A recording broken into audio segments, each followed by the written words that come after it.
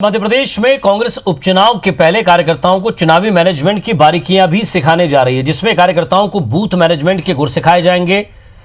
कांग्रेस ने इसके लिए छत्तीसगढ़ कांग्रेस के नेता और पूर्व सांसद करुणा शुक्ला को बुलाया है।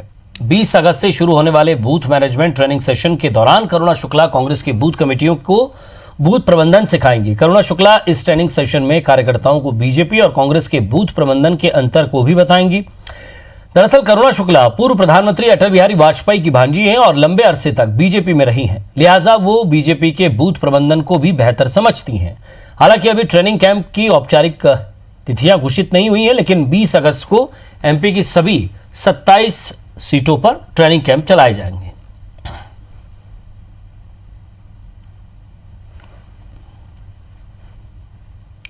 और इसी खबर पर हमारे संवाददाता नवीन सिंह हमारे साथ जुड़ रहे हैं। नवीन, बूथ मैनेजमेंट के लिए करुणा शुक्ला को छत्तीसगढ़ से मध्य प्रदेश बुलाया जाएगा। बीजेपी के बूथ मैनेजमेंट को वो अच्छे से समझती हैं, लेकिन ये सब तब होगा जब बाकी जो एक धड़ा है, जो नाराज़ है, जो आदमकद फोटो राम भगवान की जो लगाई गई थी उससे नाराज़ है। अब सवाल ये है कि चुनाव की तैयारियां तो आप शुरू कर रहे हैं, लेकिन पहले पार्टी में जो असंतोष उभर रहा है ज़रा उसको कम कीजिए।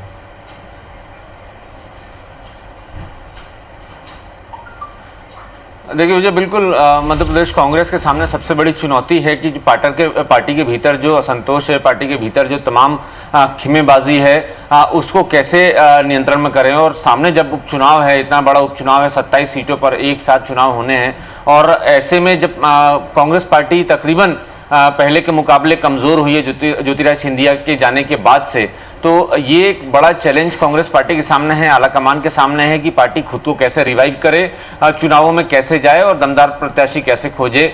लेकिन इसके पहले ज़रूर कांग्रेस का सॉफ्ट हिंदुत्व कार्ड जो कांग्रेस ने अभी हाल में चला है, उसकी वजह से पार्टी को नुकसान उठाना पड़ रहा है। अल्पसंख्यक नेता नाराज़ बताए जा रहे हैं। खरगोन के कांग्रेस जिला प्रवक्ता ने इस्तीफा भी दे दिया और ये भी माना जा रहा है कि कई सारे अल्पसंख्यक नेता इस्तीफा देंगे।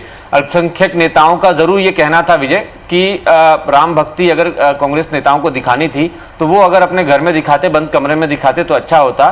कम से कम पार्टी दफ्तर में भगवान राम के पोस्टर और जयकारे नहीं लगाने थे, चूंकि पार्टी की सेकुलर इमेज बनी हुई है तो उसको धक्का लगेगा। ये नाराजगी अल्पसंख्यक नेताओं की थी। लेकिन छत्तीसगढ़ कांग्रेस की पूर्व सांसद है करुणा शुक्ला, अब उनको ट्रेनिंग पर बुलाया जा रहा है। कांग्रेस उपचुनाव के पहले सॉफ्ट हिंदुत्व के साथ साथ अपने कार्यकर्ताओं का कैडर भी मजबूत करते हुए जा रही है। करुणा शुक्ला आएंगी, 20 अगस्त से ट्रेनिंग सेशन चलेगा। उस दौरान वो बताएंगी किस तरीके से बूथ मैनेजमेंट करना है।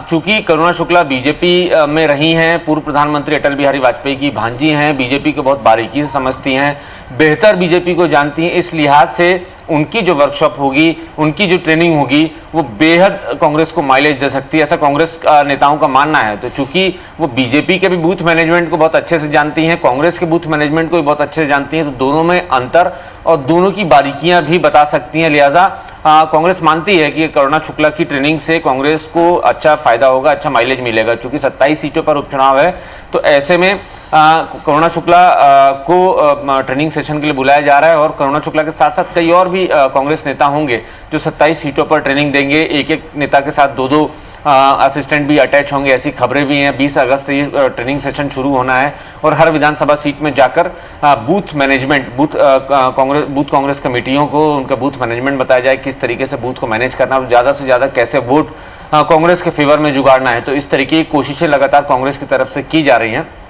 कांग्रेस के सामने हालांकि विजय चुनौती बहुत बड़ी है। 27 सीटें जीतना कांग्रेस के लिए बहुत आसान नहीं होगा। चूंकि 2018 में कांग्रेस के पास एक बड़ी टीम थी, उस समय भाजपा से प्रदेश में नाराजगी थी, सत्ता विरोधी लहर थी, इस वजह से कांग्रेस सत्ता में आ गई। लेकिन 15 महीने की सरकार गुटबाजी की वजह से, खीमेबाजी की वजह से सरकार गिर गई। तो ये एक बड़ा मैसेज जो है वोटर्स के बीच में है।